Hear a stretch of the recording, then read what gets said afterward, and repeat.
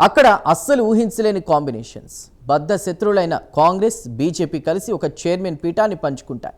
మరో చోట కాంగ్రెస్ బీఆర్ఎస్ కలిసిపోతాయి. ఇంకో చోట అంతా కలిసి ఒక్క పార్టీని పక్కకు నెడతారు. ఇంతకీ ఎక్కడ జరిగాయి ఈ అనూహ్య పరిణామాలు? పార్టీ సిద్ధాంతాలు విధానాలతో సంబంధం లేకుండా నిర్ణయాలు తీసుకున్న ఆ నేతలు ఎవరు? అక్కడి రాజకీయ సమీకరణాలు ఎలా ఉన్నాయి? ఆ వివరాలేంటో ఇప్పుడు చూద్దాం.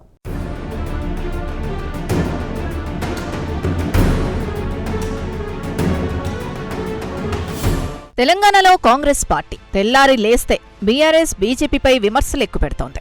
ఇక బీఆర్ఎస్ అయితే కాంగ్రెస్ బీజేపీని తిట్టిపోస్తోంది. అటు కాషాయ దళం కూడా అంతే స్థాయిలో మిగతా రెండు పార్టీలను టార్గెట్ చేస్తోంది. కానీ ఉమ్మడి ఆదిలాబాద్ జిల్లాలో మాత్రం అలాంటి వాతావరణం కనిపించడం లేదు. అప్పుడే ఆరోపణలు విమర్శలు చేసుకుంటారు.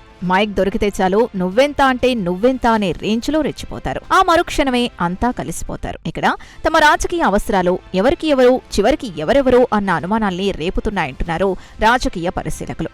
ఉమ్మడి జిల్లాలో ఎంతటి రాజకీయ వైరం ఉన్నా పర్వాలేదు, కానీ పదవుల కోసం మాత్రం ఎంతదాకైనా పోవడానికి పార్టీలు సిద్ధమైనట్టు కనిపిస్తున్నాయంటున్నారు.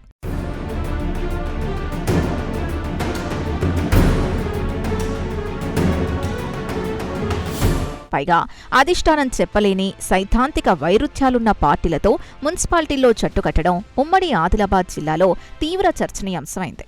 ఇటీవల Khanapur municipal chairman, vice chairman కోసం ఎన్నిక జరిగింది. ఇక్కడ బీజేపీ బీఆర్ఎస్ కలిసి చైర్మన్ పీఠం దక్కించుకున్నాయి. బీజేపీకి చెందిన కౌన్సిలర్ కోసం బీఆర్ఎస్ కౌన్సిలర్లు చేతులెత్తారు.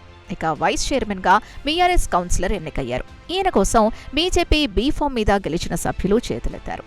బీజేపీ బీఆర్ఎస్ కలిసి ఒకరు చైర్మన్, మరొకరు వైస్ చైర్మన్ పదవులు దక్కించుకుని అధికార కాంగ్రెస్ కి షాక్ ఇచ్చారు. మూలాలు మర్చిపోయిన ఆ రెండు పార్టీల నేతలు కలిసిపోయి వాళ్ల నిజస్వరూపాన్ని బయటపెట్టుకున్నారంటూ అధికార పార్టీ కౌంటర్ అటాక్ చేయడం చర్చకు దారితీసింది.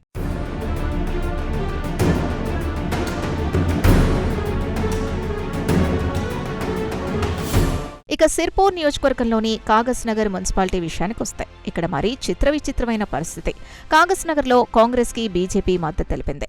ఇక్కడ కాంగ్రెస్ పార్టీ అభ్యర్థికి బీజేపీ నుంచి గెలిచిన 5 మద్దతిచ్చి చైర్పర్సన్ ని చేశారు. పోనీ వైస్ చైర్మన్ అయినా బీజేపీ గెలిచిందా అంటే అదీ లేదు. బీజేపీ బలపరిచిన అభ్యర్థికి ఆ పార్టీకి చెందిన ఓ కౌన్సిలర్ మద్దతివ్వలేదు. చివరికి బీజేపీ ఎమ్మెల్యే పాల్వాయి హరీష్ బాబు కూడా ఎఫిషియో సభ్యుడిగా తన ఓటును కాంగ్రెస్ పార్టీ అభ్యర్థికే వేయడం సంచలనంగా మారింది.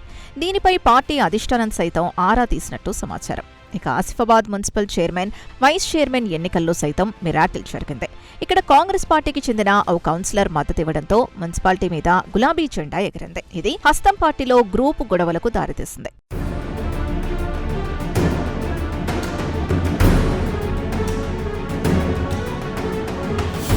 ఇదిలా ఉంటే క్యాతనపల్లిలో బీఆర్ఎస్, సిపిఐ కలిసి పదవులు పంచుకున్నాయి.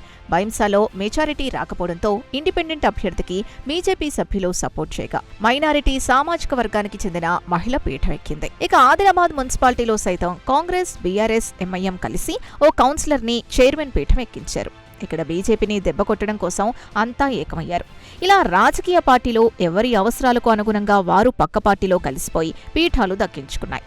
ఇదంతా చూస్తున్న వాళ్లు మాత్రం వీళ్లకు సిద్ధాంతాలు, నిబద్ధతతో పనిలేదా, పదవి కోసం ఎంతకైనా దిగజారతారా అంటూ మాట్లాడుకుంటున్నారు. మరీ విచిత్రంగా జాతీయ స్థాయిలో బద్ధ శత్రువులుగా ఉన్న కాంగ్రెస్, బీజేపీ కలిసి పదవి పంచుకోవడం ఏంటన్న ప్రశ్నలకు స్థానికంగా సమాధానం దొరకడం లేదు. ఈ పొత్తుల వ్యవహారం అన్ని పార్టీల అధిష్టానాలకు తెలిసే జరిగిందా లేక లోకల్ నిర్ణయాలేనా అన్నది తేలాల్సిందని అంటున్నారు పరిశీలకులు.